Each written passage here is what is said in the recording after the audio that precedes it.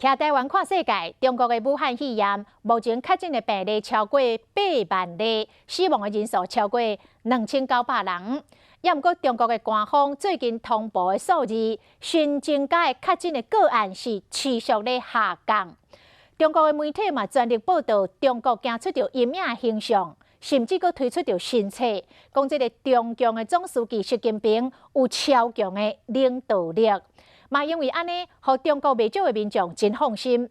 像这个四川的广元市，都有一大批的市民甲喙暗剃掉，聚集伫个广场咧啉茶。河南的鄭州某餐厅重新来开幕，要来食饭的人客是排列排甲长长长。伫四川的广场伫啉茶，伫河南鄭州的餐厅里食，中國疫情有靠回，互真濟人放心，趕緊出門偷窺。會方便啲咯，講真，就唔使話成日都食嚟食去嗰啲嘢咯。廣州這個以溫泉出名的所在，大部分的店面門要關掉哩。少數有開門的員工，就看到記者攏真熱情。客人一去房就全部用消毒水洗過乾淨，跟住再第日跟空房都要用消毒水沖。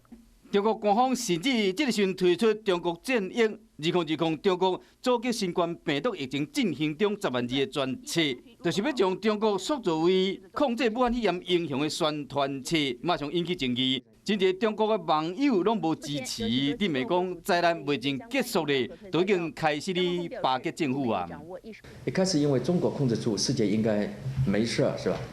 中國境內感染專家、上海復旦大學附屬華山病院感染科的主任張文宏，嘛對中國烏北以外真濟省市最近幾天來攏無通報新的增加確診病例情形，感覺不可思議。